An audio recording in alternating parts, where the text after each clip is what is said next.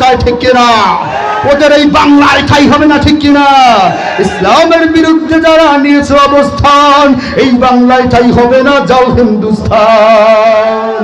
জোর কদমে সামনে চলো, বজ্রকণ্ঠে আওয়াজ তুলো, সবাই মিলে একই সাথে দাও না স্লোগান, নারায়ে তাকবীর, নারায়ে তাকবীর, দিন ইসলাম, দিন ইসলাম, দিন ইসলাম, দিন ইসলাম, নারায়ে তাকবীর, আল্লাহু আকবার, নারায়ে তাকবীর, আল্লাহু আকবার, নারায়ে তাকবীর। রাজি আছি তো ইনশাআল্লাহ? থাকবেন না ভাগবেন? জোতা জোতা হুজুর আজকে না কালকে, ওরে দৌড়, দৌড়েন কা? কয় ভাই হুজুর দেখেন না সামনে গেলে তো সমস্যা। জোতা কই? জোতা আনতে গেলে তো পিঠে পড়বে। এরকম মুসলমান আছে না নাই? হেফাজতে ইসলামের সময় আমার চোখে দেখা দারুস সালাম থানার যিনি এমপি ছিলেন সাবেক, মৃত্যুবরণ করছে। এরকম নাস্তিক মুরতাদ মৃত্যুবরণ করলে আমরা ইন্না লিল্লাহি পড়ি না, ঠিক কিনা কন? আসলাম 2013 সালে হেফাজতের আন্দোলনে, আমি তখন সাভার থানার যুগ্ম সম্পাদক ছিলাম, ইসলামী শাসনতন্ত্র ছাত্র আন্দোলন করা, আলহামদুলিল্লাহ। সেই 2013 সালে আমি কিন্তু 2008 সালে ছাত্র শিবির ছিলাম, কারণ আলহামদুলিল্লাহ। ডক্টর শফিকুল ইসলাম মাসুদের বাড়ি আর আমার বাড়ি কাছাকাছি, কারণ আলহামদুলিল্লাহ। আমার জীবনে আমি চরমনাই আর জামাত একভাবেই দেখি, কোনোদিন দুই রকম দেখি না। আমার ভাই আমাকে বলে, বিপ্লবী সাহেব আপনার মতো যদি সবাই চরমনাই আর জামাত ইসলামকে একরকম দেখতো, তাহলে এই দেশে ইসলামী হুকুমত আর আগেই কায়েম হইতো, ঠিক কিনা? আমি মনে করি কে চরমনাই আর কে জামাত, আমরা সবাই তো কালেমার মুসলমান। অথবা আমাদের সবাই টার্গেট একটাই, আল্লাহর জমিনে ইনিল হুকমু ইল্লা লিল্লাহ, আল্লাহর দিন বাস্তবায়ন হতে হবে, ঠিক কিনা? হুকুম চলবে কার? জমিনের মালিক কে? রাষ্ট্রের মালিক কে? ক্ষমতার মালিক কে? আইন চলবে কার? তা আমরা কেন নাস্তিকের আইন চলবে? কেন মুরতাদের কাছে মাথা নত করব? আমাদের সেনাপতি হলেন আখিরি নবী সাল্লাল্লাহু আলাইহি ওয়াসাল্লাম, ঠিক কিনা বলেন? ওই সময় আমি বলেছিলাম, পাগড়ি মাথায় পাঞ্জাবি গায়ে দেখে যদি লোকে, উগ্রবাদী জঙ্গিবাদী বলে আমায় ডাকে, গোল টুপি আর লম্বা জামা দেখে যদি লোকে, উগ্রবাদী জঙ্গিবাদী বলে আমায় ডাকে। দুঃখের সীমা নয় আমি কি করে বুঝাই, সবাই দুঃখের সীমা নয় আমি কি করে বুঝাই, দুঃখের সীমা নয় আমি কি করে বুঝাই, আলেমরা কেউ উগ্রবাদী জঙ্গিবাদী নয়। একদল বলতেছে আমরা মৌলবাদ। হ্যাঁ আমরা মৌলবাদ, আমরা স্বীকার করি, ইসলামী ইসলামী। আরে মৌলবাদের ব্যাখ্যা জানে না, তারাও রাজনীতির ময়দানে আসে, কথা বলে, ঠিক কিনা?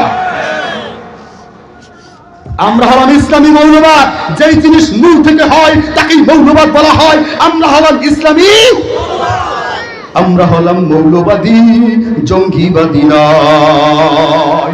কারা কারা মৌলবাদী? দুটো হাত আল্লাহকে দেখায়। অস্ত্রের ওই গুদাম দেখো কলেজ ভার্সিটিতে, উগ্রবাদী জঙ্গিবাদী খোঁজে মাদ্রাসাতে। ওরা আমাদের উপর বদনাম করেছিল, 68 জেলায় একসাথে হামলা করেছে।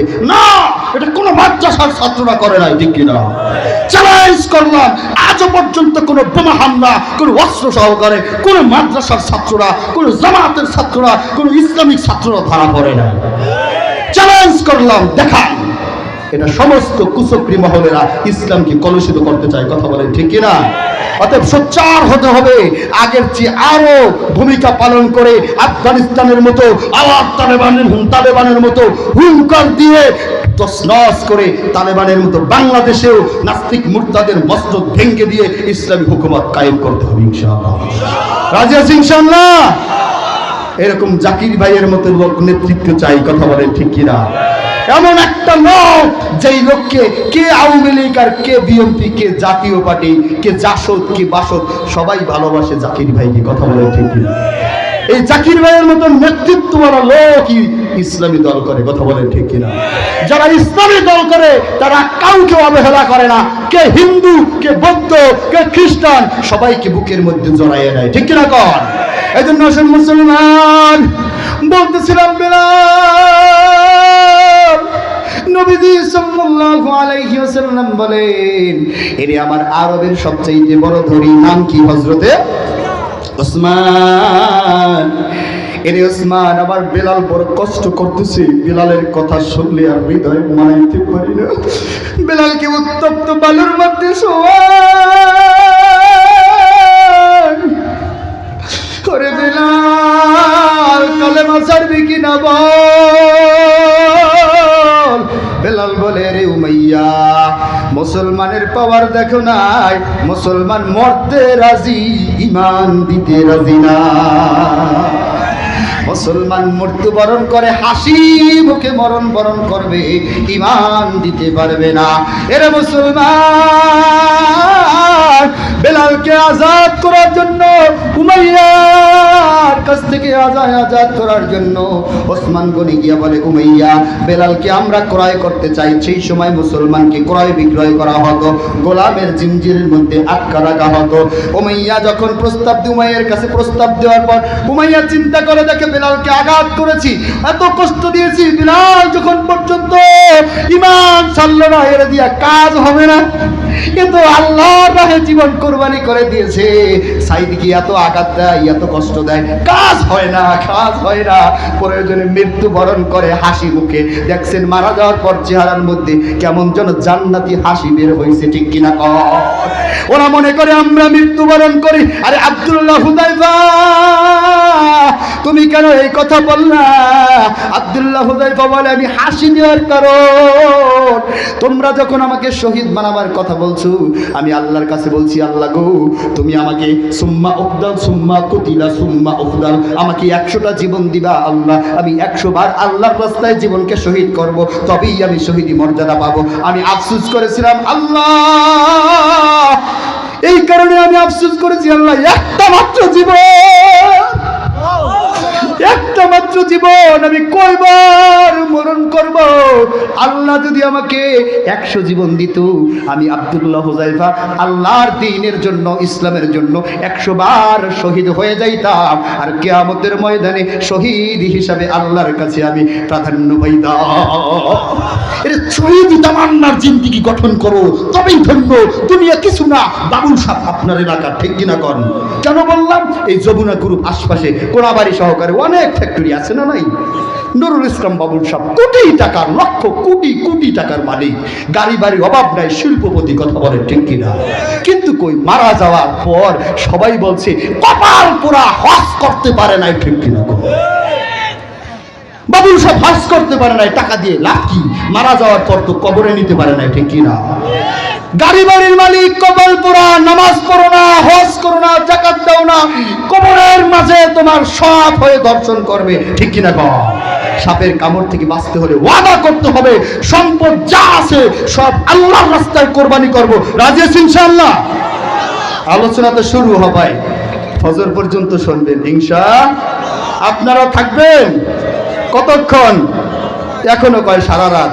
কতক্ষণ? আপনারা থাকেন, আমি একটু পরে চলে যাব না ইনশাআল্লাহ। আপনারা থাকবেন যতক্ষণ, আমিও থাকবো ততক্ষণ। তবে হ্যাঁ, এই মাদ্রাসা মারকাজুন নূর, এই আলোর মধ্যে আপনারা একটু আলোকিত করতে চান কি চান না? ইন্নাল্লাহা আশতারা মিনাল মুমিনিনা আনফুসাহুম আমওয়ালাহুম বিআন্না লাহুমুল জান্নাহ।